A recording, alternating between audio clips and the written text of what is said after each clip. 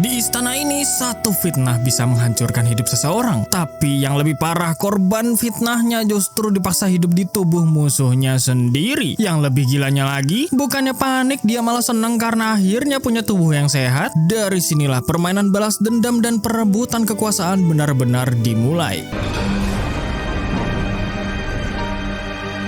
Berlatar cerita di sebuah kerajaan pada dinasti Genyo, hidup seorang putri cantik yang berasal dari klan Kou bernama Reirin. Reirin adalah salah satu dari sekian banyaknya putri yang akan dipilih sebagai permaisuri untuk pangeran mahkota malam nanti. Sang dayang utama paling setia kepada Reirin dari klan Kou bernama Tousetsu sangat mengkhawatirkan kondisi Reirin yang sedang melemah akibat demam tingginya. Di balik tubuh Reirin yang lemah terdapat suatu keinginan yang berharap dikabulkan pada saat hujan meteor alias bintang jatuh nanti. 願い事が叶うと素敵ですよね。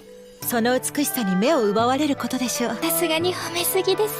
Malam pun tiba. Para calon permaisuri yang cantik-cantik ini berkumpul di inner court atau istana dalam. Dan tentunya sudah ada sang pangeran mahkota yaitu Pangeran Gyomei yang siap memilih calon permaisurinya. Namun ada satu calon permaisuri yang iri dengan kecantikan Reirin. Dia adalah Keigetsu dari klan Shu. Reirin memajang kain sulam buatannya dan langsung mendapatkan pujian langsung dari Pangeran Gyomei. Beberapa orang yang hadir membicarakan tentang kecocokan Reirin dan Pangeran Gyomei di sana. Dan setelah Pangeran Gyomei kembali ke tempat, Keigetsu mencoba untuk menarik perhatiannya, tapi dia gagal. Dan tak lama kemudian hujan meteor pun muncul di hadapan publik istana dalam. Saat Reirin memejamkan matanya untuk berharap sesuatu yang beruntung, Keigetsu langsung meluapkan amarahnya kepada Reirin dan mendorongnya hingga terjatuh. Dan sesuatu hal terjadi di sana.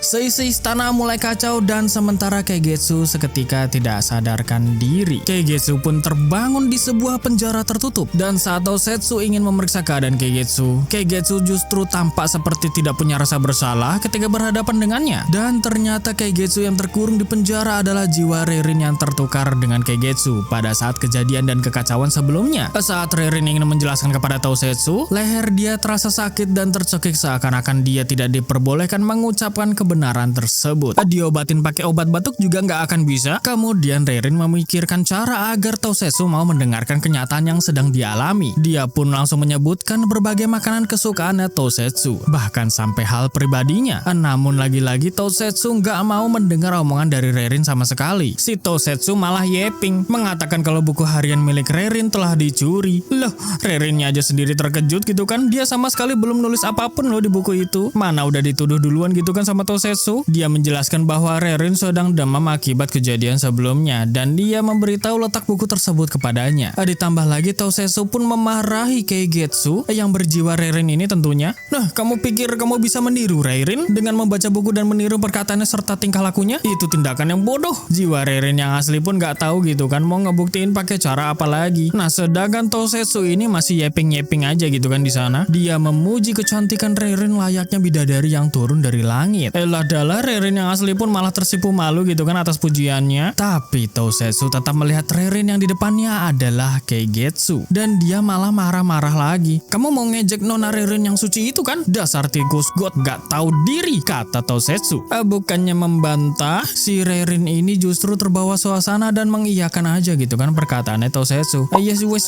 udahlah udah dadah gitulah. Tousetsu mengatakan kalau Keigetsu yang terkurung di penjara akan menjalani penghakiman singa sesuai dengan aturan istana dalam. Gampangnya kalau bisa bertahan berarti tidak salah. Kalau dimakan berarti terbukti bersalah. Kemudian Tousetsu memberikan lipatan kertas yang berisi racun dan dia juga menaruh lilin di depan kurungan sebagai bahan merenung untuk raga Keigetsu. Lalu ia pergi meninggalkan raga Keigetsu di tahanan. Reirin pun pelangak-pelongok gitu kan. Merenung dia dan memikirkan apa kesalahan yang sudah dia perbuat. Padahal kan dia yang didorong. Kenapa jadi kayak gini? Sebenarnya dia itu gak ada salah apa-apa ya kan? Jatuhnya difitnah guys. Lalu dia mendengar suara misterius yang entah dari mana asalnya. Dan seketika api pada lilin berkobar lalu muncul sebuah sosok dari lilin tersebut yang diduga adalah Keigetsu. Klan Shu dikenal sebagai klan api. Mereka bisa mengendalikan api dan mengirimkan bayangan ke wujudnya. Keigetsu mengatakan kalau dirinya sudah menggunakan sihir terlarang sehingga ia bisa bertukar tubuh dengan Reirin. Alasan mengapa Keigetsu melakukan ini karena ia merasa ketidakadilan di sana. Reirin diberkahi kecantikan serta merupakan keponakan permaisuri yang punya kekuasaan terbesar di istana dalam. Para dayang dan sang pangeran mulai menyukainya, berbeda dengan Keigetsu, selir yang paling mulia di klan Shu. Para dayang di sana yang dengki hingga penampilannya yang tidak dapat memikat perhatian sang pangeran. Semua kebencian Keigetsu murni atas rasa cemburunya terhadap Reirin, sehingga dia ingin membagikan rasa sengsara tersebut kepada Reirin sekarang. Dan dia juga menaruh mantra di tubuhnya sendiri agar Reirin tidak dapat berbicara apapun soal pertukaran ini. Tapi Keigetsu sendiri merasakan tubuh yang dirasukinya sangat lemah gitu kan, alias tubuhnya Reirin guys. Ya karena tubuhnya itu sedang demam ya kan. Ngap-ngapan dia guys di sono sambil ngomong-ngomong ala-ala villain gitu kan. Orang mah harusnya sembuh dulu, nih malah ngoceh-ngoceh terus njir. Bahkan nih ya si Reirin pengen memberikan solusi atas demamnya sendiri. Tapi Keigetsu menyuruhnya untuk diam dan dia kembali ngoceh-ngoceh lagi ala villain. Dan juga Keigetsu memberitahu kalau Reirin meminum racun yang diberikan oleh Tousetsu, dia akan kritis dalam sekejap dan perlahan akan mati. Lalu mayatnya diseret ke tempat ritual lalu ditimpuk dengan batu. Dan setelah itu Keigetsu menghilang dari hadapannya Reirin karena dia udah capek ngomong gitu kan.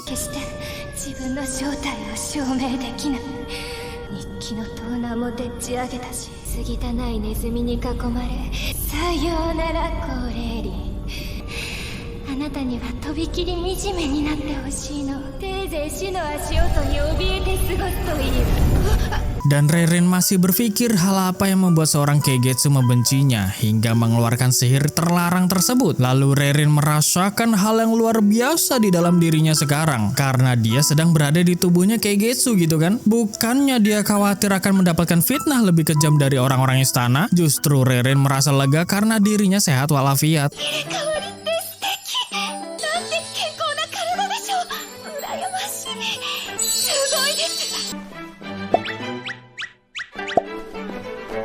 Selama Reirin berada di tubuhnya yang asli, dia selalu bereksperimen untuk mencari ramuan herbal agar kembali sehat. Dan sekarang Reirin sangat bahagia berada di tubuhnya Keigetsu tanpa memikirkan tentang kejahatan yang dialami oleh Keigetsu yang asli. Tetapi dia juga tak lupa dengan orang tuanya yang telah memberikan bentuk tubuh yang cantik dan mempesona tersebut. Meski tubuhnya yang asli itu sangat lemah gitu kan karena sakit-sakitan terus guys. Karena Reirin sekarang berada di penjara tertutup, dia kebetulan menemukan 2 ekor tikus dan kecoa di dalam.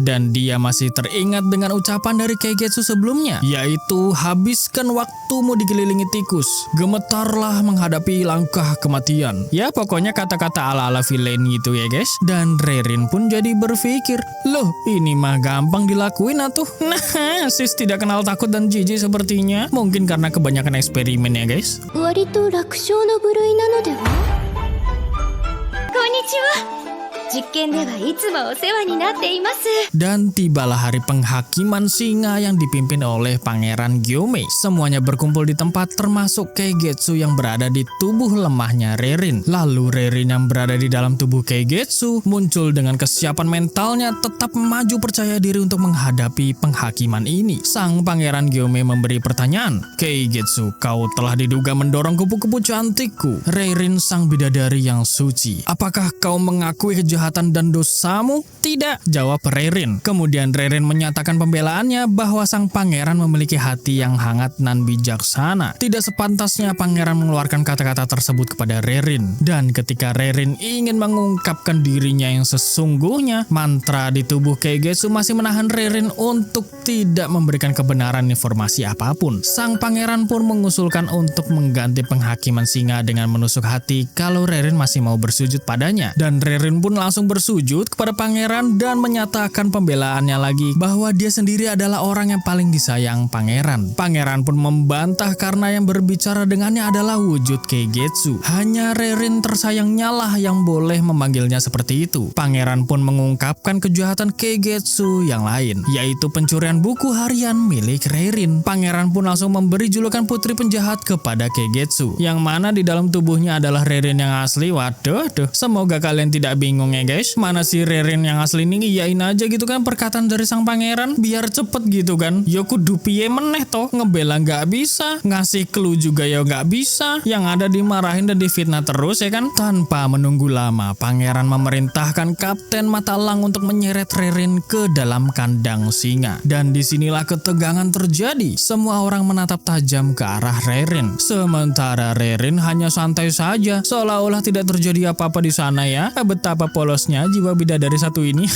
Kapten Mata Elang pun mengingatkan kepada Rerin bahwa penghakiman singa telah dimulai dan dia bertanya, "Apa kau tidak takut mati?" Rerin pun menjawab dengan tegas, "Tidak, aku sudah terbiasa. Artinya jangka waktuku itu masih hidup sampai mati digigit nanti. Tekadku adalah bertahan. Jika aku meringis sekarang, itu berarti aku ketakutan bahkan sebelum aku digigit kan?" Dan di sana singa itu hanya diam sambil mengendus-endus Rerin, yang membuat publik bertanya-tanya dan berasumsi kalau Keigetsu yang berjiwa Rerin ini tidak bersalah. Karena pangeran gak mau menunggu lama, ia memerintahkan Kapten Mata Elang untuk menusuk singa agar kepancing gitu kan amarahnya. Singa itu meraung setelah ditusuk, lalu menyerang dan menerkam Rerin. Tapi anehnya, singa itu langsung keracunan. Ternyata singa itu menggigit kain lengan milik Rerin yang berisi tikus beserta racun yang diberikan oleh Tosetsu sebelumnya. Dan disinilah Rerin merasa sedih dan bersalah karena telah membuat singa yang tidak bersalah menjadi keracunan. Lalu Kapten Mata Elang memberi laporan akhir yang mana singa tersebut tidak memakan Keigetsu, yang berarti dia tidak bersalah atas kejadian di malam itu. Pangeran Gyomei menerima laporan tersebut dan berakhir Keigetsu diperbolehkan untuk tetap tinggal di Maiden Court atau Istana Perawan, dengan catatan kalau Keigetsu atau yang berjiwa Rerin ini berani mencoba untuk merebut tempat dan posisi milik Rerin yang isi jiwanya Keigetsu, maka Keigetsu yang jiwanya Rerin ini akan dipenggal. Nah tuh, semoga kalian gak kebolak-balik sama nih dua karakter ya kan. Nah,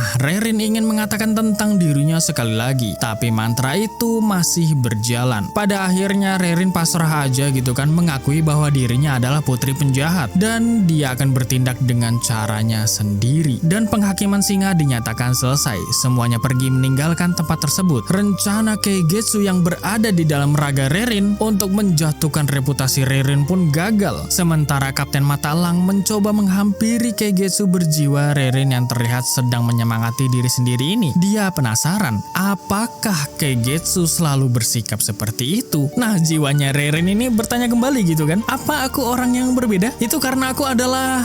Ya, sekali lagi Rerin pun tidak bisa mengungkapkan kebenaran dirinya lagi. Sang Kapten Mata Elang kemudian kembali bergabung dengan pasukannya. Semua petinggi di istana termasuk Pangeran Gyomei akan mengawasi gerak-gerik dari Keigetsu yang berisi jiwa Rerin ini ke depannya. Dan setelah itu ada seorang gadis misterius yang memanggil Keigetsu berjiwa Rerin ini dari arah belakang. お迎えに上がりました。